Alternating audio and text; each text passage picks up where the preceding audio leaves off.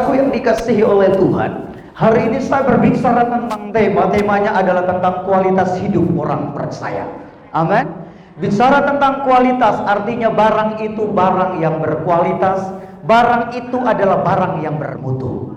Saya tidak menyamakan Bapak dan Ibu sebagai suatu barang. Tapi kalau Bapak Ibu pergi ke suatu toko handphone, saudara sudah akan melihat mana produk yang disebut dengan original, dengan mana produk yang disebut dengan KW. KW satu dengan original itu berbeda hasilnya. Secara fisikly kita lihat pun berbeda. Apatah lagi kualitasnya. Kualitas sangat mempengaruhi harga. Kalau kualitasnya bagus, harganya pasti bagus. Amin. Hari ini saya berbicara tentang kualitas hidup orang percaya. Artinya Anda dan saya adalah orang-orang yang berkualitas. Katakan berkualitas. Kalau Anda dan saya berkualitas, maka kita bukan orang-orang gampangan. Halo? Saudara dan saya bukan orang-orang gampangan, tapi orang-orang yang punya kualitas tinggi, punya nilai jual yang tinggi, yang dilirik semua orang. Amin. Kalaupun kita ini barang yang berkualitas, maka jangan hanya itu menjadi suatu sebutan semata, tapi itu harus melekat di dalam diri kita. Harus melekat di dalam diri kita. Karena kualitas kita teruji bukan di saat kita ada dalam gereja, bukan di saat Bapak Ibu seorang worship leader berdiri dengan kegirangan lompat haleluya haleluya, ataupun seorang pengkhotbah berdiri dengan style jazz yang begitu keren, ganteng seperti saya hari ini. Haleluya, ini kepedeannya katanya. Haleluya. Tidak menentukan kualitasmu ada di luar. Kualitas kita akan teruji pada waktu kita ada di luar sana. Orang akan melihat siapa saya yang sesungguhnya. Maka kita tidak menjadi orang Kristen yang bukan Kristen-Kristenan, tapi Kristen yang menampilkan kualitas, menampilkan sesuatu yang jauh berbeda, yang memikat hati orang lain. Ketika orang lihat hidupmu dan hidupku, orang sungguh terpikat olehnya. Ketika orang lihat kehadiran kita, orang berkata, aku sungguh berada di sisi orang ini. Karena perkataanmu adalah perkataan yang membawa damai buat orang lain. Perkataanmu tidak mencerai-beraikan orang lain, tetapi perkataanmu menyatukan semua orang. Maka hari ini ketahuilah, firman Tuhan ingatkan kita hari ini, bahwa kualitas kita harus benar teruji dari waktu ke waktu, dari hari ke hari, dalam situasi dan kondisi tertentu. Kalau dalam gereja, semua kelihatan berkualitas, betul? Di dalam gereja dari depan sampai ke belakang kelihatan semua berkualitas, high class, tidak ada tandingannya. Semua punya kualitas. Pertanyaannya adalah ketika kita ada di luar, apakah orang mampu melihat itu di hidupmu dan hidupku atau tidak? Atau orang malah mencibirkan bibir, gereja, Senin sampai Minggu gereja, tapi 11-12 sama gue tuh lebih baik kayak gue. Nah loh, kita jadi batu sandungan. Halo? Halo? Tampilkan Tuhan yang kita sembah adalah Tuhan yang hebat. Tampilkan Tuhan yang kita sembah adalah Tuhan yang berkualitas, bukan Tuhan murahan, bukan Tuhan gampangan. Sehingga ketika orang melihat, bilang, keren Tuhanmu. Siapa Tuhanmu yang sesungguhnya? Karena mereka melihat hidupmu dan hidupku.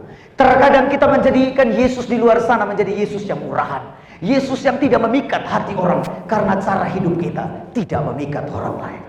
Paulus nasihatin Timotius begini, jangan seorang pun menganggap engkau rendah karena engkau muda. Jangan seorang pun, teks aslinya berkata begini, jangan satu orang pun di bawah kolong langit ini menganggap engkau murahan, menganggap engkau hina, karena cara hidupmu yang tidak berkualitas itu. Kata muda itu berkata, menitipkan pesan begini, berbicara tentang masa. Lalu Bapak Ibu berkata, oh berarti khusus anak muda yang harus jadi teladan, lalu kita yang tua-tua bagaimana? Itu berbicara tentang masa. Artinya di masa muda kita berkualitas, itu ditentukan dari masa sebelumnya. Masa sebelumnya kita menjadi orang yang berkualitas, di masa muda pun kita menjadi orang yang berkualitas. Bahkan sesudah masa muda kita pun kita menjadi orang yang berkualitas. Jangan seorang pun menganggap engkau terhina. Jangan seorang pun menganggap engkau barang tak bernilai. Jangan seorang pun menganggap engkau rendah, karena engkau muda. Tetapi, keren kalimatnya, tetapi jadilah, gak ada yang tahu ayatnya ya. Jadilah teladan. Jadilah teladan dalam perkataanmu, dalam sikap dan tingkah lakumu, dalam kesetiaanmu, dalam imanmu, dan dalam kesucian. Keren, keren. Amin. Ingat baik-baik hari ini, kenapa kita harus jadi teladan? Kenapa kita harus jadi teladan? Tampilkan 2 Korintus 3 ayat yang ketiga. Hari ini saya mau sampaikan alasan, 3 alasan penting kenapa Anda dan saya harus jadi teladan. Karena telah ternyata bahwa kamu adalah surat Kristus yang ditulis oleh pelayan kami, ditulis bukan dengan tinta tetapi dengan roh dari Allah yang hidup, bukan pada loh batu melainkan pada loh daging, yaitu di dalam hati manusia. Saudaraku yang dikasihi oleh Tuhan, kamu adalah suratan Kristus yang terbuka. Alasan yang pertama kenapa Anda dan saya harus jadi teladan dimanapun kita berada. Alasannya adalah Anda dan saya adalah suratan Kristus. Kenapa disebut suratan Kristus? Karena hidup yang kita hidupi ini bukan kita lagi, melainkan Kristus yang hidup di dalam diri kita. Jika Kristus hidup dalam diri kita, maka yang terpancar dari hidup kita adalah cara hidup Yesus. Amin. Maka disebut Anda dan saya adalah suratan Kristus yang terbuka. Suratan Kristus yang terbuka. Artinya begini, Anda dan saya ini buku kehidupan bagi semua orang. Anda dan saya ini buku kehidupan bagi semua orang. Sehingga orang membaca hidup kita. Kita ini menjadi tulisan-tulisan indah bagi hidup orang lain. Dari mana? Ucapanmu adalah tulisan yang indah. Sikap hidupmu adalah tulisan yang indah bagi buat orang lain. Sehingga orang lihat berkata, Yesusmu hebat, Yesusmu hebat, Yesusmu hebat. Dari mana mereka tahu? Karena dari cara hidupmu dan hidupku. Alkitab berkata bukan lagi ditulis di loh-loh batu, tapi itu dituliskan di loh-loh hati manusia. Wow, alasan yang pertama, Anda dan saya harus menjadi orang percaya yang berkualitas. Karena Anda dan saya adalah suratan Kristus yang terbuka. Wow, ada embel-embel Kristus di dalamnya. Keren. Suratan Kristus artinya cara hidupmu benar-benar harus sama persis menyerupai Tuhanmu dan Tuhanku. Amin. Amin. Keren. Maka hari ini tilik kiri kananmu bilang begini, makanya hidup tuh baik-baik. Hidup tuh baik-baik. Karena Anda membawa beban yang besar di hidupmu. Kalau Anda mencuri, orang berkata, emang Tuhannya tukang maling ya? Halo. Kalau lagi gosipin Budira, lagi gosipin gembala, emang Tuhan lu tukang gosip ya? Nah lo. Halo. Ada satu perkara, ada cerita bilang begini, kalau gosip di luar itu gampang untuk terdeteksi. Tapi kalau gosip di dalam gereja itu tidak terdeteksi karena dikemas dengan bahasa-bahasa rohani. Halo, pertanyaannya setiap hari Anda dan saya ketemu Tuhan, baca firman Tuhan yang sama, dengar khotbah yang sama dari minggu ke minggu, tapi hidup kita terus bicarakan orang lain. Bukan firman yang kita bicarakan, bukan kebenaran yang ada di mulut kita, tapi jadikan nama orang lain menjadi buah bibir di mulut kita. Amin. Itu menghasilkan aroma-aroma busuk. Perkataanmu mendatangkan kebusukan. Perkataanmu mendatangkan kanker bagi orang lain. Adakah Kristus seperti itu? Adakah Kristus seperti itu? Tidak. Dia katakan hidupmu harus menjadi suratan Kristus yang terbuka. Amin. Alasan yang kedua, ini Bapak Ibu baru pendahuluan. Ada yang berkata Pak Pendeta biasa Pak Yosef khotbah paling cepat. Kalau Pak Barnabas tingkat tinggi. Kalau Pak Yoksan Betty lah, beda-beda tipis. Kalau Pak Yosef agak speed, agak cepat. Hari ini saya buat khotbahnya lebih panjang. Pak David tertawa, Pak Yosef saya belum makan siang buat. Haleluya. Alasan yang kedua, mengapa Anda dan saya harus menjadi orang Kristen yang berkualitas. Yang pertama adalah kita adalah suratan Kristus yang terbuka. Yang kedua, Yohanes 15 ayat yang ke-16. Saya khotbah ringan-ringan aja Bapak Ibu. Pasti Bapak Ibu pulang pasti mengerti. Yohanes 15 ayat yang ke-16. 1, 2, 3. Bukan kamu yang memilih aku, tetapi akulah yang memilih kamu. Sampai di situ dulu. Bukan kamu yang memilih aku, tetapi aku yang memilih kamu. Beberapa waktu yang lalu media cetak heboh berbicara tentang Pak Jokowi hendak memilih menteri-menterinya. Setelah dipilih, sebelum dipilih, ada prediksi demi prediksi. Sampai-sampai nenek-nenek pun ngomong soal hal itu. Anak-anak sekolah pun ketularan politik. Bicara tentang Pak Jokowi pilih menterinya siapa. Ada di antara kita yang keluarganya terpilih jadi menteri? Haleluya. Generasi kita yang nantinya jadi menteri. Amin. Haleluya. Bukan kamu yang pilih aku, tetapi akulah yang memilih kamu. Waktu Pak Jokowi memilih menteri, setelah itu Pak Jokowi sampaikan satu pesan. Yang Anda lakukan adalah visi dari presiden, bukan visimu. Sekali lagi, waktu selesai Pak Presiden memilih mereka, melantik mereka, Pak Presiden menitipkan satu pesan. Visi presidenlah yang dilakukan, bukan visimu. Apa maksudnya? Anda dan saya dipilih oleh Tuhan untuk kepentingan Tuhan. Anda dan saya dipilih oleh Tuhan, maka setiap gaya hidup kita, apapun yang kita kerjakan itu tentang Tuhan yang mengutusmu, tentang Tuhan yang memilih hidupmu dan hidupku. Tidak berbicara tentang aku di dalamnya, tidak berbicara tentang siapa aku di dalamnya, tidak berbicara tentang keinginanku di dalamnya, tetapi yang kita bicarakan adalah keinginan Tuhan. Yang kita bicarakan itu adalah kemauannya Tuhan. Yang kita bicarakan adalah kesukaannya Tuhan. Yang kita bicarakan adalah kesenangan Tuhan. Karena Anda dan saya dipilih oleh Tuhan. Haleluya. Anda dan saya dipilih oleh Tuhan. Maka ketahuilah, cara hidupmu harus berkualitas. Tidak boleh asal-asal hidup. Tidak boleh asal-asalan Bapak Ibu.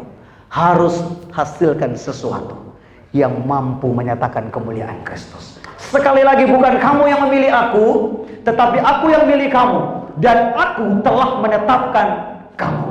Ketika presiden memilih dan mengeluarkan surat presiden, maka siapapun di antara partai politik yang ada pun tidak dapat membatalkan menteri yang terpilih. Anda dan saya dipilih untuk kepentingan sorga. Anda dan saya dipilih untuk kepentingan Tuhan. Dan setelah Anda dipilih, Tuhan berkata, aku telah menetapkan engkau. Pergi. Anda dan saya sedang menghidupi kepentingan Tuhan di dalamnya. Menghidupi kemauan Tuhan di dalamnya. Bukan kehendak kita. Amin. Kalimat berikutnya, supaya kamu pergi dan menghasilkan apa? Menghasilkan buah. Supaya kamu pergi dan menghasilkan buah, dan buah itu tetap. Halo? Buah itu tidak tergantung musim. Buah kebenaran yang ada dalam diri kita tidak tergantung situasi. Tidak tergantung keadaan. Mau keadaannya baik ataupun tidak baik, buahnya harus tetap benar. Mau situasinya buruk pun, buahnya harus tetap baik. Beberapa waktu yang lalu saya sampaikan khotbah tentang kuasa perkataan di salah satu kantor. Saya khotbah Kamisnya, hari Minggunya anak saya tiba-tiba mentret, muntah jadi-jadian. Tidak mau minum, tidak mau makan, setiap makanan yang masuk muntah. Saya teringat dengan khotbah saya, haleluya. Kuasa perkataan, hidup dan mati dikuasai oleh lidah. Siapa suka menggemakannya, ia makan buahnya. Kalimat itu terus mengiang di pendengaran saya. Kalimat itu terus mengiang di pendengaran saya. Saya bilang ini waktunya saya menghidupi apa yang saya khotbahkan. Saya bilang sama anak saya, nah, dalam nama Yesus tubuhmu adalah bait Allah, tempat tinggal Roh Kudus. Di mana ada Roh Allah, di situ ada kemenangan. Tanya istri saya, apa kami bawa ke dokter? Tidak. Jam 7 malam sudah muntah sampai 5 kali. Muka pucat. Haleluya. Tetap dan pertahankan kuasa perkataan. Terus perkatakan, kelahirin kamu sehat. Kelahirin kamu sehat. Sakit penyakit tidak boleh berkuasa atas tubuhmu. Dalam nama Tuhan Yesus. Stop Bapak Ibu. Besoknya masih mentret lagi. Muntah-muntah hilang. Hari berikutnya justru adenya yang kena. Hari Selasa di sini. Saya pulang dari sini jam 11:30 baru keluar dengan motor. Tiba-tiba istri saya bilang begini, ada di mana? Segera pulang. Anak kami sedang muntah. Waktu saya nyampe Bapak Ibu, seperti mayat hidup. Pucat total. Kuning total. Yang ada di otak saya mulai berpikir, kehabisan cairan. Kehabisan cairan.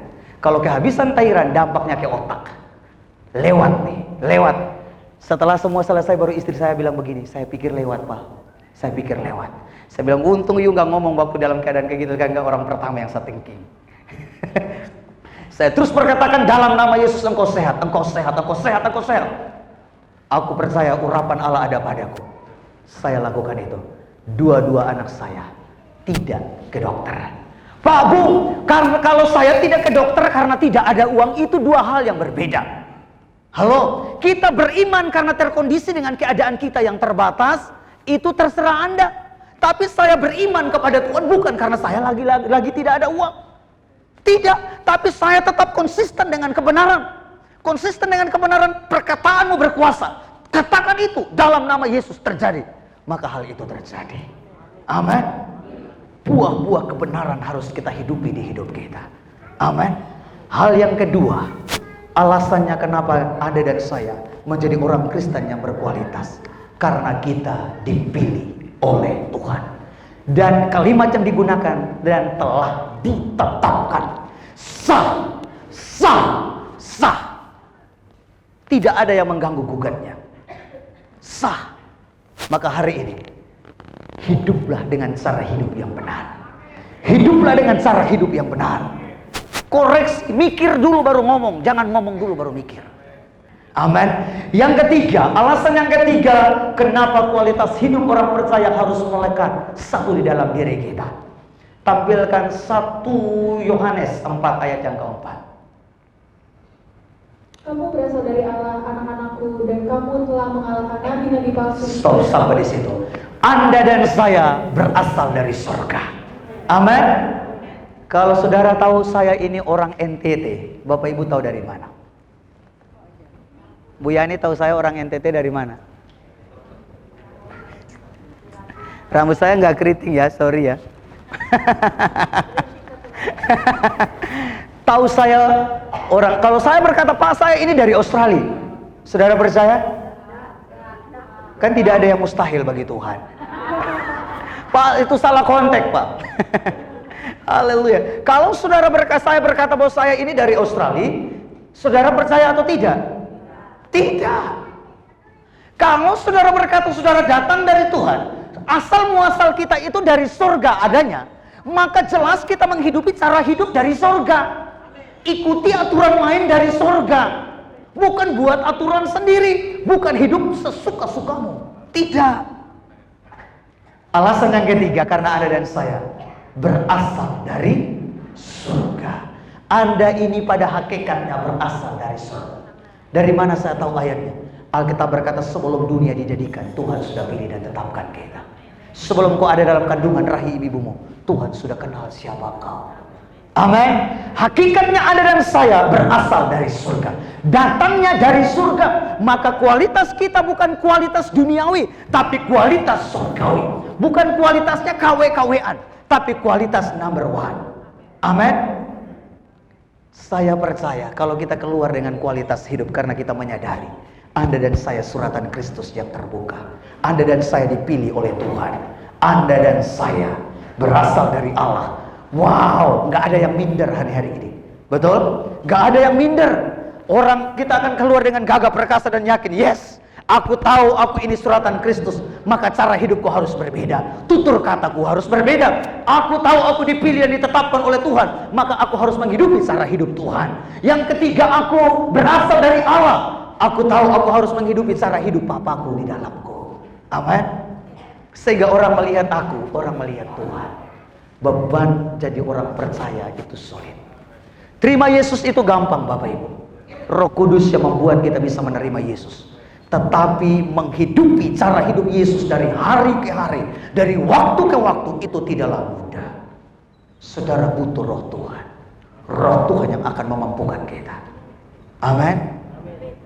Haleluya. Yang biasa tebak khotbah saya kalau 3, 1, 2, 3 berarti kita selesai. Mari bangkit berdiri, kita mau sudahi. Masih lama. Haleluya. 3 hal tadi yang menjadi alasan mendasar Anda dan saya harus menjadi orang Kristen yang berkualitas. Apa alasan yang pertama?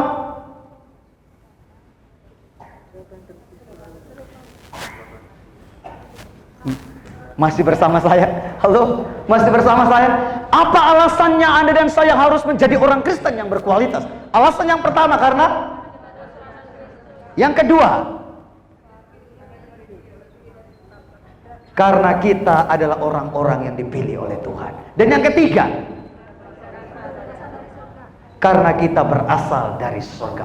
Itu baru pendahuluan. Bagaimana caranya agar supaya kita hidup menjadi orang Kristen yang berkualitas? Bagaimana caranya? Tahu caranya? Caranya cuma dua. Hari ini saya cuma bagikan dua cara. Selebihnya nanti Bapak Ibu cari sendiri. Cara yang pertama, Anda harus mengutamakan Tuhan di hidupmu. Tidak ada cara lain yang membuat engkau berkualitas dalam hidupmu sebagai orang percaya selain engkau mengutamakan Tuhan di hidup. Pilihan untuk mengutamakan Tuhan itu adalah hal yang tepat. Sekali lagi, pilihan untuk mengutamakan Tuhan itu adalah hal yang paling tepat dalam hidup ini. Tampilkan Matius 6 ayat yang ke-33. Haleluya. Tetapi carilah dahulu kerajaan Allah dan kebenarannya, maka semuanya itu akan ditambahkan kepadamu. Haleluya. Alasan yang bagaimana caranya supaya kita menjadi orang Kristen yang berkualitas, dikatakan hari ini, utamakan Tuhan di hidupmu. Saudara bangun pagi, apa yang kita utamakan? Handphonekah yang kita dahulukan, ataukah Tuhan yang kita dahulukan? Mendahulukan Tuhan seharusnya menjadi gaya hidup kita. Mendahulukan Tuhan di hidup kita seharusnya menjadi hal yang paling berharga di hidup kita. Tapi pertanyaannya, bangun pagi siapa yang kita dahulukan? Halo? Bangun pagi siapa yang lebih dulu yang kita cari? Atau apa yang lebih dulu kita cari? Handphonekah yang kita cari? Halo, mari kita jujur. Jujurlah padaku. Jujur Bapak Ibu, jujur. Handphone. Yang jujur hari ini masuk surga. Yang pertama yang kita dahulukan adalah handphone. Hari ini firman Tuhan berkata, tetapi carilah dahulu kerajaan Allah dan kebenarannya. Anda dan saya tidak akan menjadi orang Kristen yang berkualitas tanpa Anda dan saya mendahulukan Tuhan. Dahulukan Tuhan di setiap langkah-langkah hidupmu. Dahulukan Tuhan di setiap apa yang kita perbuat. Kalimat yang digunakan berkata, carilah dahulu kerajaan Allah dan kebenaran. Kata cari di sini berkata bahwa Anda datang cari Tuhan di gereja sini, Anda datang cari Tuhan di gereja A, di gereja B, di gereja C. Di gereja C tidak ada Tuhan, di gereja B ada Tuhan, di gereja A tidak ada Tuhan, di gereja sana ada Tuhan. Stop dengan pemikiran-pemikiran seperti ini. Tuhan tidak dapat dibatasi oleh tempat dan kondisi apapun. Bahkan Tuhan tidak dapat dibatasi oleh personal tertentu. Kalau Pak Yosef hadir baru Tuhan hadir. Kalau Ibu Dira hadir baru Tuhan hadir. Pak Antoni ada dulu baru ada Tuhan. Pak Bernabas ada dulu baru ada Tuhan. Pak Yoksan ada dulu baru ada Tuhan. Stop dengan pemikiran yang kerdil seperti ini. Yesus mengingatkan kepada perempuan Samaria, bukan waktunya lagi engkau menyembah di Yerusalem, bukan lagi di gunung-gunung. Artinya Tuhan mau katakan bahwa tidak ada satu tempat yang hanya ditetapkan bahwa satu-satunya tempat itulah yang menjadi kehadiran Tuhan. Di tempat yang lain tidak ada. Oleh sebab itu kata cari Tuhan ini berkata begini, temukan Tuhan di setiap hari-hari hidupmu. Setiap kali yang kau lakukan sesuatu, lakukan itu sebagai sesuatu yang menjadi prioritasmu. Jadikan itu menjadi kebutuhan utamamu. Kalau saudara tahu perjumpaan dengan Tuhan itu menjadi kebutuhan, maka tidak ada kata absen dalam hal doa. Tidak ada absen soal baca Alkitab. Tidak ada absen soal saat teduh. Kata di sini digunakan kata cari. Carilah dahulu kerajaan Allah. Apa maksudnya? Ketika pagi-pagi hari kita menjadikan mencari Tuhan itu menjadi hal yang utama dalam hidup, menjadikan itu menjadi kebutuhan. Sehingga hari yang kita jalani itu, yang kita lakukan itu adalah keinginan Tuhan. Yang kita lakukan itu adalah kemauan Tuhan. Sehingga hidupmu hari itu adalah hidup yang ada dalam perkenanan Tuhan. Hidup yang kita jalani hari itu, hidup yang ada betul-betul dalam perkenanan Tuhan. Kalau Anda dan saya hidup dalam perkenanan Tuhan, apa sih yang mustahil untuk Tuhan? Saya sederhanakan begini, bahasanya begini. Mendekatlah kepada Tuhan sampai benih itu dilepaskan di hidupmu. Sampai benih itu didaratkan di hidupmu, Dan izinkan Tuhan menghidupi benih itu, izinkan Tuhan memberikan pertumbuhan pada benih itu, sampai engkau melihat buah daripada benih itu. Kalimat berikutnya adalah, carilah dahulu kerajaan Allah dan kebenarannya, maka terkadang kita tertarik dengan kalimat yang terakhir, maka semuanya akan ditambahkan kepadamu. Halo, kalau kita sudah menyatu dengan Tuhan, sampai Tuhan menyatakan keinginannya, menyatakan kemauannya, dan Tuhan juga yang menumbuhkan kemauannya di hidup kita, maka kita cuma hanya menikmati hasil, Bapak Ibu. Ini keindahan, ini tingkat intimasi yang tinggi. Intimasimu dengan Tuhan, kedekatanmu dengan Tuhan, sampai benar-benar Bapa sendiri yang menyatakan apa yang Ia mau. Sampai Tuhan sendiri berbicara kepada kita apa yang diinginkan, apa yang Tuhan mau di hidup kita. Sehingga yang kita hidupi dari hari ke hari, itu adalah kepentingan Tuhan. Kalau yang kita hidupi adalah kepentingan Tuhan, saya percaya Tuhan tahu tempat di mana Dia harus menuntun engkau menemukan mata air.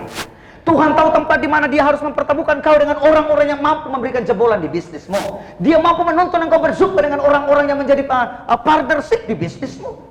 Terlalu mudah Dia lakukan itu. Tetapi yang kita tidak dapati adalah kita tidak memperoleh benih dari Tuhan. Kita tidak memperoleh benih dari Tuhan. Halo, pulang dari tempat ini.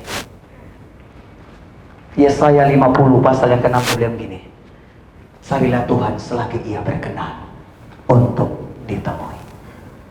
Selagi ada waktu. Selagi ada waktu. Pak Bu, waktu gempa datang, Bapak Ibu punya waktu? Hari ini saya dengar beberapa cerita peristiwa di Ambon.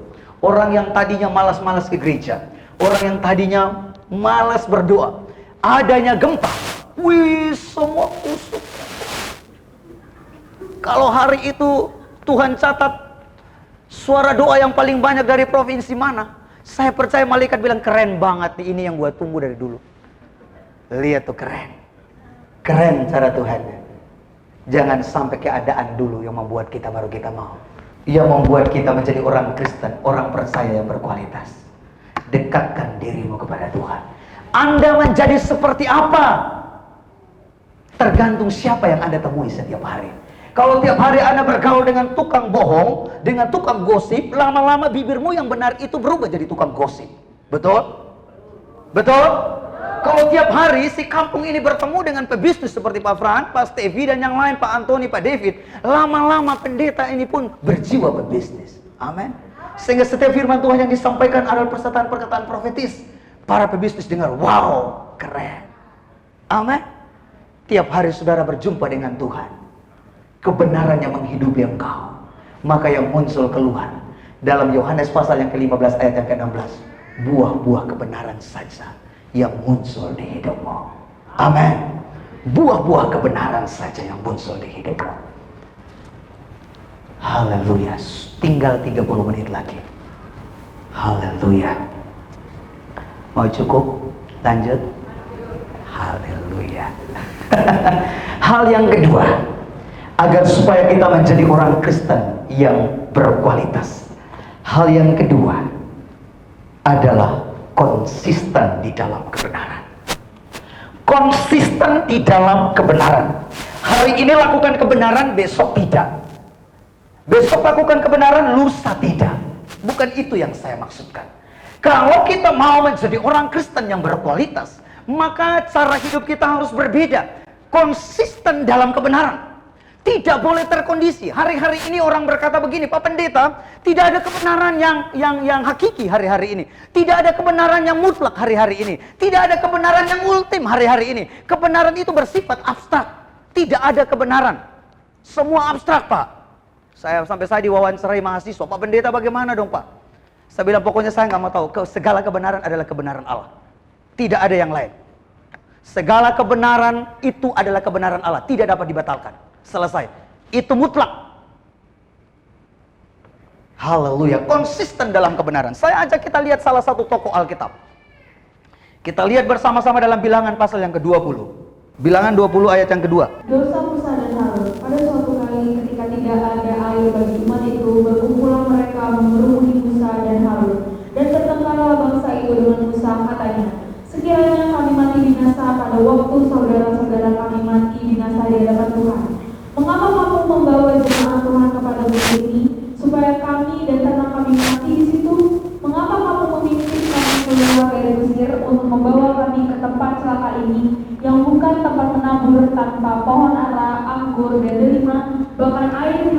ada, maka pergilah Musa dan Harun dari umat itu ke pintu kemah pertemuan lalu sujud.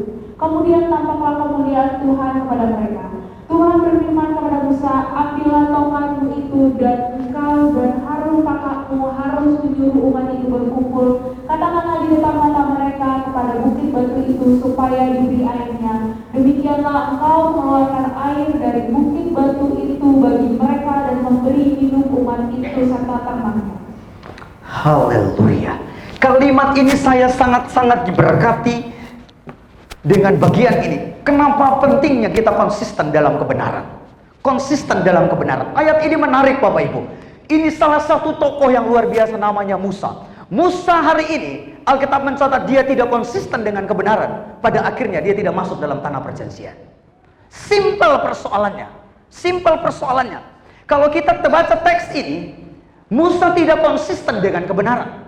Bapak Ibu mulai mendikte saya, tapi ikuti perlahan-lahan. Saya akan bawa Bapak Ibu. Di ayat yang pertama, pada suatu kali ketika tidak ada air bagi umat Tuhan, berkumpullah mereka mengerumuni Musa dan Harun. Ini menariknya adalah Musa yang punya kedekatan dengan Tuhan, Musa yang punya pengalaman dengan Tuhan luar biasa. Namun pada konteks ini, di kalimat-kalimat selanjutnya Tuhan berkata, Musa, cukup sampai di sini. Kamu tidak bisa masuk tanah Kanaan. Halo? Apa penyebabnya? Penyebabnya cuma sederhana. Tuhan berkata kepada Musa begini, Musa, pada waktu bangsa Israel meminta sesuatu, bagian kamu cuma satu, angkat tongkatmu, angkat tanganmu dan tongkatmu dan berkata kepada apa? Pada bukit batu itu. Tetapi apa yang Musa lakukan? Musa ketok 2 kali. Keluar air? Ya, keluar air. Tetapi Tuhan berkata di ayat selanjutnya, di ayat yang ke-12. Nah, di ayat yang ke-8, ambillah tongkatmu itu dan engkau dan Harun, kakakmu harus menyuruh umat itu berkumpul. Katakanlah di depan mata mereka kepada bukit batu itu, supaya diberi air. Demikian engkau mengeluarkan air dari bukit batu itu bagi mereka dan memberi minum umat itu serta ternaknya. Ayat yang ke-11, sesudah itu Musa mengangkat tangannya lalu memukul bukit batu itu dengan tongkatnya 2 kali, maka keluarlah banyak air sehingga umat itu dan ternak mereka dapat minum. Ayat yang ke-12 bilang begini, tetapi Tuhan berfirman kepada Musa dan Harun, karena kamu tidak percaya kepada aku dan tidak menghormati kekudusanku di depan mata orang Israel, itulah sebabnya kamu tidak akan membawa jemaat ini masuk ke negeri yang akan kuberikan kepada. Bukankah perjanjian awal antara Musa dan Tuhan, Musa harus ada di tanah perjanjian. Musa ada dalam tuntunan Tuhan, ada dalam tujuan Tuhan, tetapi dia tidak sampai pada tujuan akhir.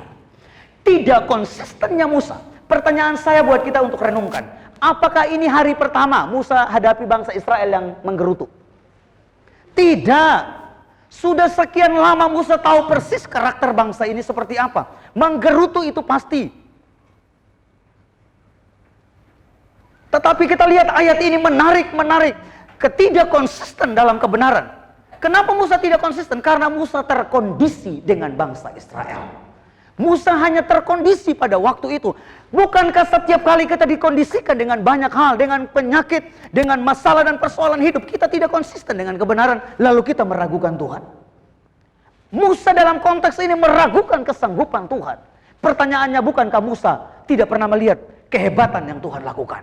Musa berpikir bahwa Tuhannya adalah Tuhan yang sanggup melakukan sesuatu di masa lampau. Musa berpikir bahwa Tuhannya itu adalah Tuhan yang melakukan pada sesuatu yang pada hari-hari sebelumnya. Tapi untuk konteks yang hari ini, Musa meragukan Tuhan. Apa yang diurusin di situ? Perkara minum. Halo, perkara minum. Musa gagal masuk tanah perjanjian. Ketidakkonsistennya itu yang membuat dia tidak masuk. Oleh sebab itu hari ini, kualitas hidup kekristenan kita tidak boleh terkondisi oleh apapun, apatah lagi siapapun. Tetap konsisten dalam kebenaran. Mau sakit parah apapun, tetap konsisten dengan kebenaran. Mau keadaan terpuruk bagaimanapun, tetap konsisten dengan kebenaran. Mau situasinya seperti apapun, tidak boleh lihat fakta. Halo, fakta ada di depan mata kita, tapi kita harus konsisten dengan kebenaran. Bukankah firman Tuhan berkata Tuhan sanggup melakukan yang tidak mungkin menjadi mungkin di hidupmu? Lakukan itu. Deklarasikan iman itu, maka terjadi. Lihat Musa, simpel. Perkara minum. Tiap hari ketemu bangsa Israel, tahu mulutnya bangsa Israel, gaya hidup mereka. Tapi urusan yang satu ini, kenapa Musa bisa gagal? Terkadang kita gagal dalam banyak hal. Lalu kita mulai meragukan Tuhan. Bukankah dia Tuhan yang tetap sama? Dahulu, sekarang, bahkan sampai selama-lamanya. Bukankah dia Tuhan yang sanggup melakukan yang tidak mungkin menjadi mungkin di hidupmu? Bukankah dia Tuhan yang sanggup membukakan gerbang-gerbang di hidupmu? Terkadang kita menjadi orang yang meragukan dia. Pernahkah kita ditolong Tuhan? Betul? Pernah kita ditolong Tuhan? Pernah kita mengalami sesuatu yang hebat bersama dengan Tuhan? Pernah kita mendengar dari telinga kita orang lain mengalami Tuhan? Tetapi kenapa ketika dalam keadaan tertentu kita meragukan Tuhan? Lalu mulai bertanya, di manakah Tuhan? Di manakah Tuhan? Di manakah Tuhan untuk kasusku yang satu ini? Itu juga yang dialami oleh Musa. Untuk urusan, bahkan roti jatuh dari langit. Halo, roti jatuh dari langit. Tiba-tiba Tuhan perintahkan burung puyuh. Mana ada burung puyuh di padang gurun? Tuhan bisa perintahkan itu aja.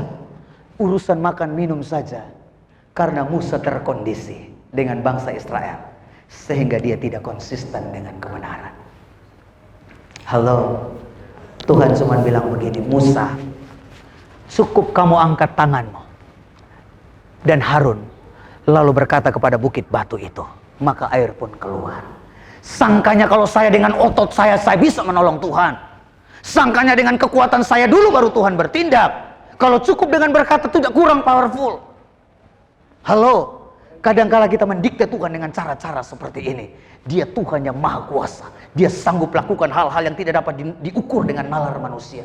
Kalau manusia mampu menalar cara kerja Tuhan, dia bukan Tuhan. Justru karena manusia tidak mampu menalar cara kerjanya, itulah dia Tuhan. Tidak dapat didikte, tidak dapat terkondisi oleh apapun, tidak dapat diatur. Amin. Musa gagal, cuman hal sepele. Tanyakan diri kita. Banyak hal di hidup kita mengkondisikan kita untuk kita tidak konsisten dalam keadaan dengan kebenaran.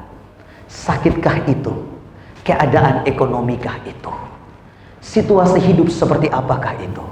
Kita semua mengalami pasang surut kehidupan. Tapi Alkitab berkata, jangan pernah ragukan. Dia Tuhan yang sama. Dahulu, sekarang, bahkan sampai selama-lamanya. Kuasanya tidak pernah berubah. Berikan tepuk tangan untuk Tuhan.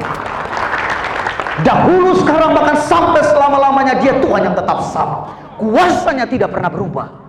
Apakah karena dengan beratnya beban masalah yang kita pikul, lalu kita berkata, kuasa Tuhan terbatas untuk hal yang satu ini. Kalau hari ini Tuhan belum sembuhkan sakitmu, karena itu kesalahanmu, maka bertobat. Tapi kalaupun engkau hidup dalam kebenaran lalu Tuhan izinkan itu, maka ada kemuliaan di balik itu. Kalau Tuhan izinkan kita ada di balik itu, Tuhan sudah tahu jawabannya seperti ini. Kalau Tuhan izinkan itu terjadi, entah itu hal yang menyenangkan kita, menyukakan hati kita atau tidak. Tapi kalau Tuhan izinkan, di balik itu Tuhan siapkan jawaban. Di balik itu Tuhan sedang mempermuliakan engkau. Di balik itu Tuhan sedang menyatakan hal-hal yang hebat ada di sana. Sehingga ketika engkau diperhadapkan dengan hal-hal yang hebat itu, baru engkau mulai tercengang. Kenapa bukan Bapak itu yang dapat itu? Kok saya? Halo? Pada waktu keadaan buruk, kita mulai bertanya, kenapa bukan orang lain? Kok saya? Tapi ketika dia dalam keadaan berlimpah-limpah harta, dia nggak bertanya, kenapa bukan Pak Fran yang dapat, bukan saya? Halo? Lewatin proses itu baru kita lihat. Kalau Tuhan izinkan kita jalan di jalan-jalan seperti itu, di balik itu Tuhan siapkan jalan keluar.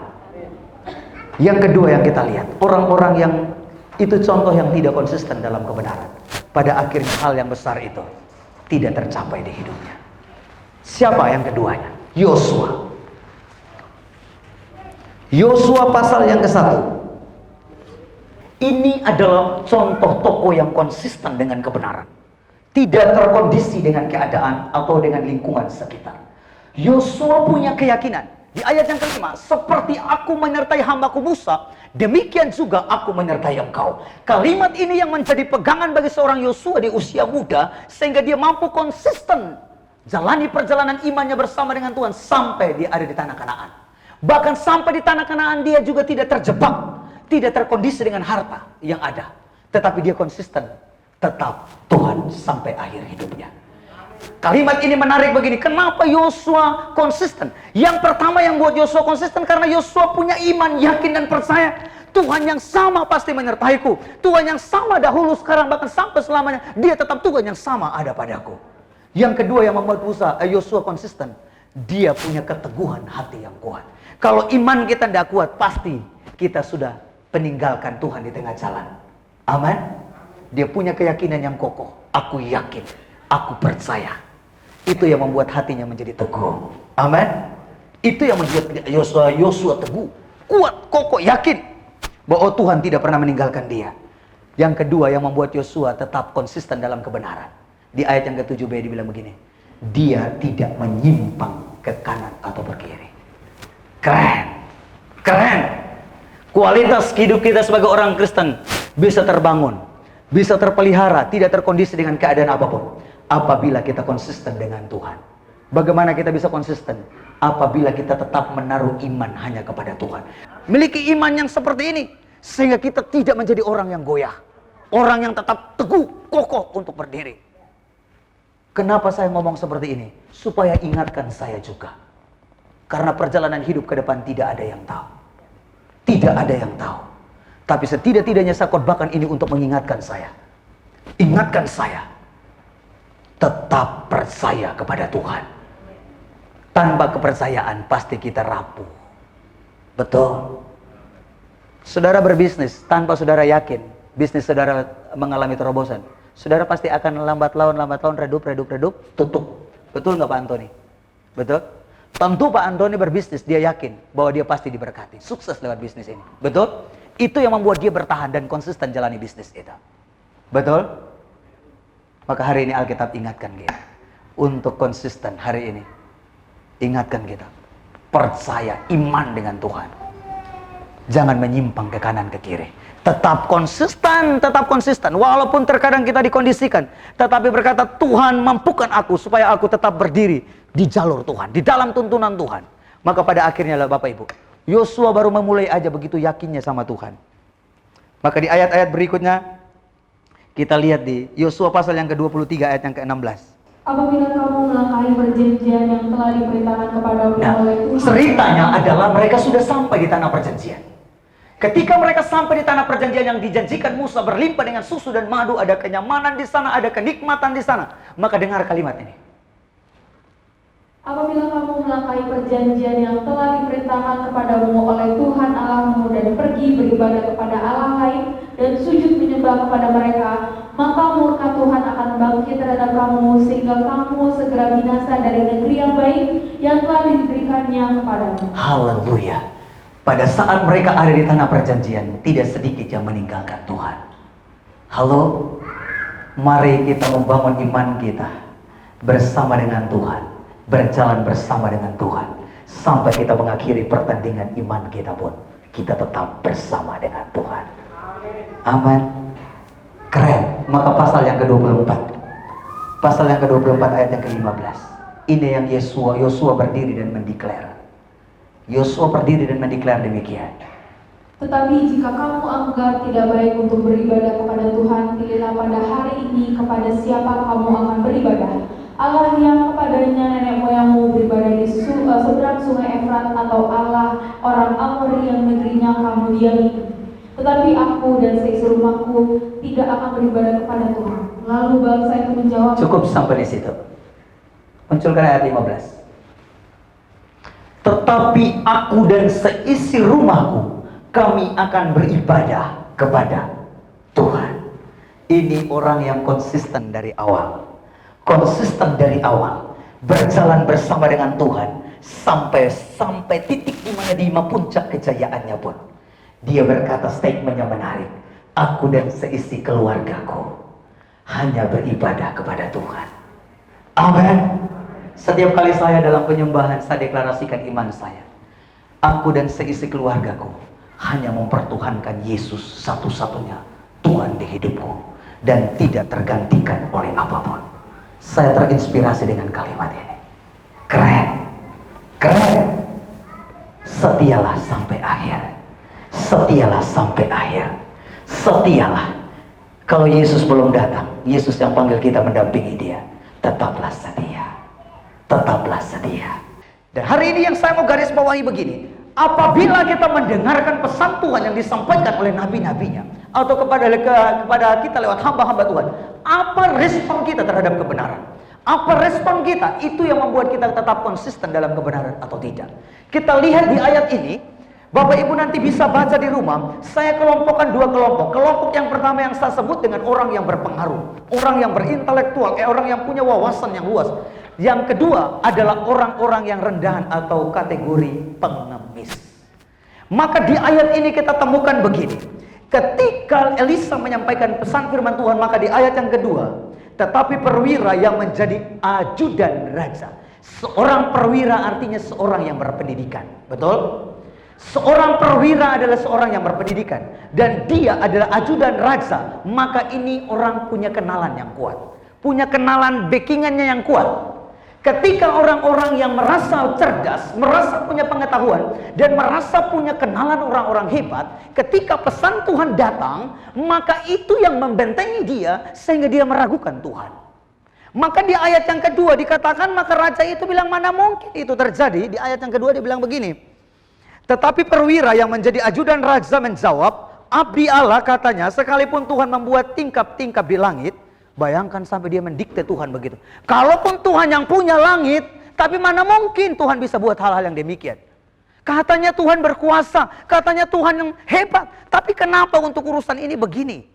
Ini yang dialami hal yang sama. Ini orang cerdas nih, orang punya pengaruh nih. Sekalipun Tuhan membuat tingkap-tingkap di langit, masakan hal itu mungkin terjadi?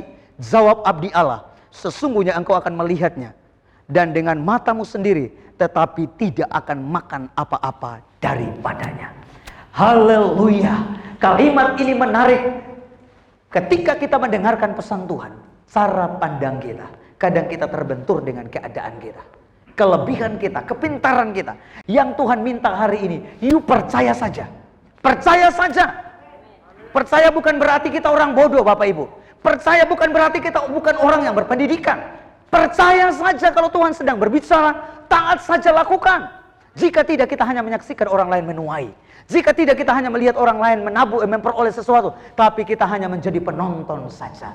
Hari ini ketika Tuhan sampaikan sesuatu, pilihlah untuk percaya. Maka jangan salah ketika gembala sampaikan firman Tuhan, gembala ajar kita bilang, aku terima, aku terima, aku terima. Itu dasar firman Tuhannya ada.